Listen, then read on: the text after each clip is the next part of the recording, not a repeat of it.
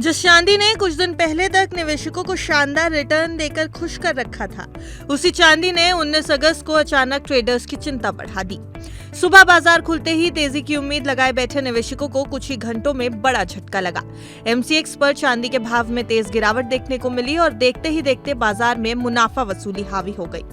सवाल यही था कि आखिर जिस सोने चांदी में लगातार तेजी थी, उसमें अचानक इतनी बड़ी गिरावट क्यों आ गई? क्या ये सिर्फ प्रॉफिट बुकिंग थी या इसके पीछे ग्लोबल मार्केट की कोई बड़ी वजह? चलिए ये सब कुछ इस वीडियो में हम समझने की कोशिश करेंगे, सभी ट्रिगर्स के ऊपर नजर डालेंगे। लेकिन सबसे पहले 19 अगस्त को सोने चांदी के बाजार में क्या कुछ हुआ है, ये आंकड़े देख लीजिए। एमसीएक्स पर गोल्ड सिल्वर में गिरावट देखने को मिली। गोल्ड का 5 अक्टूबर का कॉन्ट्रैक्ट अपने पिछले क्लोज से 362 रुपए की गिरावट के साथ 1,53,900 रुपए पर ओपन हुआ।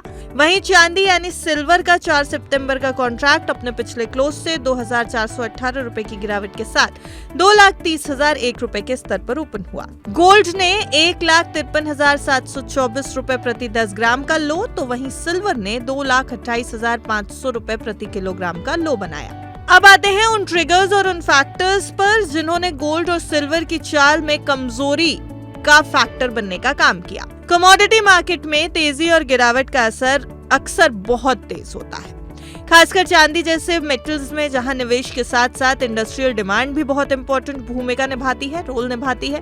वहां पर भी तेजी और गिरावट का असर काफी तेज दिखाई देता है। पिछले कुछ कारोबारी सत्रों में चांदी की कीमतों में जोरदार तेजी देखने को मिली थी। लगातार बढ़ते भाव ने निवेशकों का भरोसा मजबूत किया और कई ट्रेडर्स ने आगे भी तेजी जारी रहने की उम्मीद में पोजीशन बना ली। लेकिन बाजार में जब कीमतें तेजी से ऊपर जाती हैं, तो एक स्तर के बाद निवेशक अपने मुनाफे को सुरक्षित करने लगते। 19 अगस्त को कुछ ऐसा ही देखने को मिला।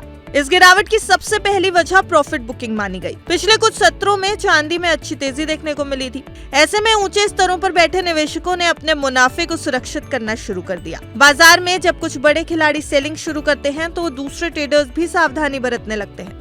इसके बाद सेलिंग का दबाव और बढ़ सकता है। चांदी में भी कुछ ऐसा ही हुआ।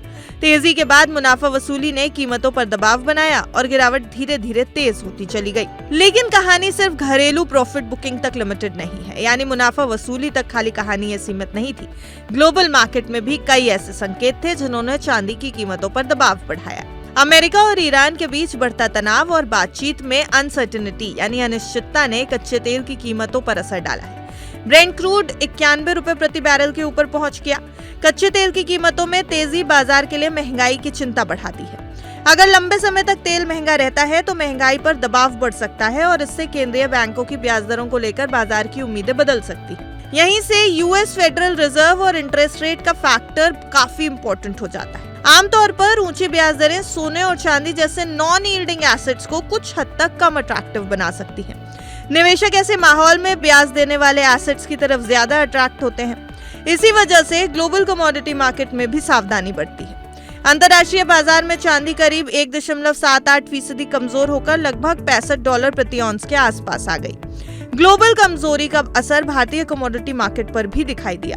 दोपहर और शाम तक चांदी की गिरावट और गहरी होती चली गई। सोने पर भी दबाव नजर आया और एमसीएक्स पर सोना 1,55,000 रुपए प्रति 10 ग्राम के नीचे आ गया।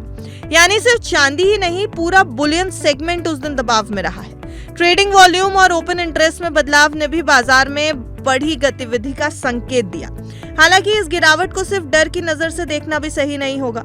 चांदी की कहानी केवल निवेश की नहीं है। इसका इस्तेमाल सोलर पैनल्स, इलेक्ट्रॉनिक्स और कई नई टेक्नोलॉजी में होता है। इसलिए लंबे समय के निवेशकों के लिए इसकी इंडस्ट्रियल डिमांड एक इम्पोर्टेंट फैक्टर बनी हुई है। एक दिन की तेज गिरावट से पूरे लॉन्ग टर्म की कहानी नहीं बदलती। अब सबसे बड़ा सवाल ये कि आखिर आगे क्या होगा? अगर कच्चे तेल की कीमतें ऊंची रहती हैं, महंगाई को लेकर चिंता बढ़ती है और फेड का रुख सख्त रहता है, तो चांदी पर दबाव बना रह सकता है। वहीं अगर प्रॉफिट बुकिंग खत्म होती है और ग्लोबल सेंटिमेंट सुधर जाता है, तो चांदी में फिर से रिकवरी देखने को मिल सकती है। इसलिए फिलहाल बाजार में सबसे जरूरी चीज है जल्दबाजी से बचना और ग्लोबल संकेतों पर नजर रखना। 18 अगस्त की गिरावट ने एक बार फिर दिखा दिया कि कमोडिटी मार्केट में तेजी के दौरान भी जोखिम बना रहता है। Profit booking, crude oil, geopolitical tension और फेड रेट की उम्मीद, इन सभी फैक्टर्स ने मिलकर चांदी पर दबाव बनाया। अब 19 अगस्त को बाजार की अगली चाल इन संकेतों पर निर्भर करेगी। निवेशकों के लिए संदेश साफ है, तेजी में उत्साह और गिरावट में घबराहट, दोनों से बचकर बाजार को समझना ज्यादा जरूरी है।